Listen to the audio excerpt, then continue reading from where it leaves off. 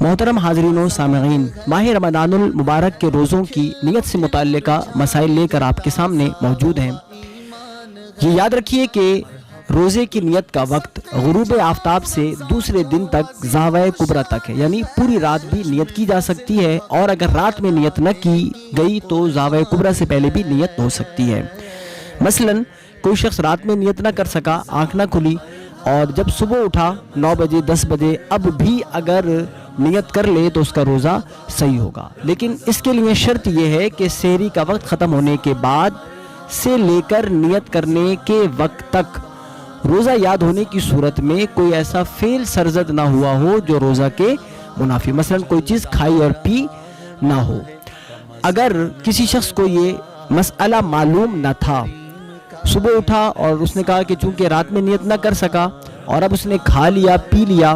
تو اب ایسے شخص پر توبہ کے ساتھ ساتھ اس روزے کی قضا بھی لازم ہے۔ اور یہ بھی یاد رکھیے کہ جب آپ دن میں نیت کریں گے تو یہ بھی ضروری ہے کہ آپ نے یہ نیت کرنی ہے کہ میں صبح سے روزے دار ہوں۔ ایسا نہیں ہے کہ آپ نے 9 بجے نیت کی تو آپ یہ نیت کریں کہ میں 9 بجے سے روزے دار ہوں، نہیں، بلکہ صبح صادق سے میں روزے دار ہوں۔ یوں ہی اگر کسی شخص نے رات میں نیت کی، پھر نیت کرنے کے بعد یہ پختہ ارادہ کر لیا کہ روزہ نہیں رکھوں گا، تو اب روزہ رکھنے کے لیے نئی نیت کی ضرورت ہوگی، پہلی والی نیت ختم ہو گئی۔ اگر اس نے پہلی والی نیت ہی پر اکتفا کیا اور نئی نیت نہ کی تو سارا دن بھوکا پیاسا رہا، اس کا روزہ نہ ہوا۔